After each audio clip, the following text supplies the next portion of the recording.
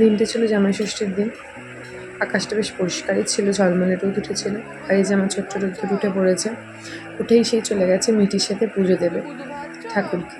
সে তার গোপাল দাদাদের খাওয়াবে, ছোট গপু বড় গপু মানে তার বড়দাদা ছোট দাদাকেও খাওয়াবে। আমার পুপাই খুব ভালোবাসে পুজোর এই কাজকর্ম, মানে কি একটু ধূপ দেখানো, ঠাকুর খেতে দেওয়া, ঠাকুর সেবা খুব ভালোবাসে। ও দেখে এইসবের প্রতি একটা ইন্টারেস্ট আছে, আর আমাদেরও ভালো লাগে যে ও এইসব ভালোবাসে। আর এদিকে চলে এসেছি আমি একটু আলু তরকারি করতে, মানে কি রান্নাবান্না সমস্ত আমার বোনই করবে, আমি জাস্ট সকালটাকে একটু হেল্প করে দিলাম। আমার আটা মাখাও কমপ্লিট হয়ে গেছে, এবার করবো লুচি। আর এদিকে দেখি আমার বোন পায়েসটাও বসিয়ে দিয়েছে। সমস্ত রান্না আমার বোনই করবে, আমি জাস্ট ওকে একটু হেল্প করে দিলাম। রান্নাবান্না আমার বোন খুবই ভালো পারে, অসাধারণ করে রান্না। আর লুচিটা ফাইনালি একটু ফুলো ফুলো হয়েছে, থ্যাংক গড। আর খাচ্ছি এখন আইসক্রিম, যেটা আমার বর এনেছে। এই যে এদিকে জামাই ষষ্ঠীর পর্ব শুরু হয়ে গেছে, জামাইকে আশীর্বাদ করছে তার শাশুড়ি। জামাই খুব খুশি, কোনটা ছেড়ে কোনটা খাই ব্যাপার, ফল খাই, মিষ্টি খাই না লুচি খাই, ভীষণ কনফিউজড। যাই হোক, শাশুড়ি মা একটা মিষ্টি খাইয়ে দিয়েছে, তাতেই সে খুশি, দেখে যাক।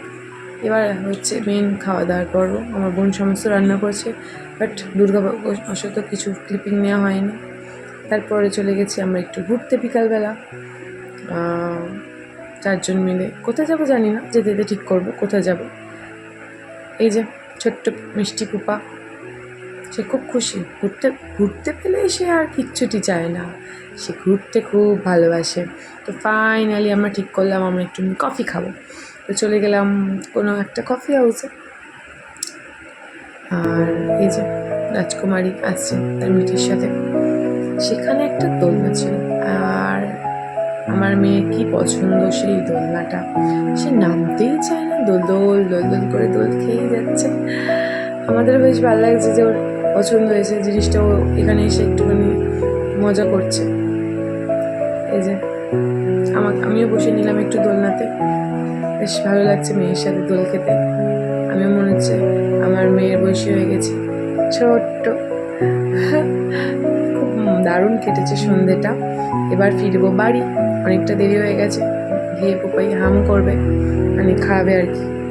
এবার করছে সে পাপার সাথে একটু দুষ্টুমি, পাপা বলছে না এটা মুখে দিও না, আর সে ওটাই মুখে দেবে। এই দেখতে দেখতে আমাদের বললাম না চলো পুপাই আর নয়, এবার বাড়ি ফিরতেই হবে। বাড়ি সে ঘুম পেয়ে গেছে, পাপার কাঁধে মাথা রেখে সে ঘুমু একটা ব্যাপার, ঘুমিয়ে পড়ুক, মানে এই করবে ওই করবে এরকম একটা ব্যাপার। যাই হোক, অনেক কষ্ট তাকে বাড়ি আনা হয়েছে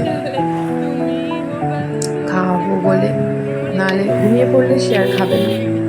এবার চলে গেছে আমার ডিনার করতে। রাত্রে মেনু হয়েছিল চিলি চিকেন আর লুচি, খুব সিম্পল একটা মেনু। চিলি চিকেনটাও আমার বোনই করেছে। তো আজকের মতন এইটুকুন, দেখাবো না কোনো ব্লগে, টাটা।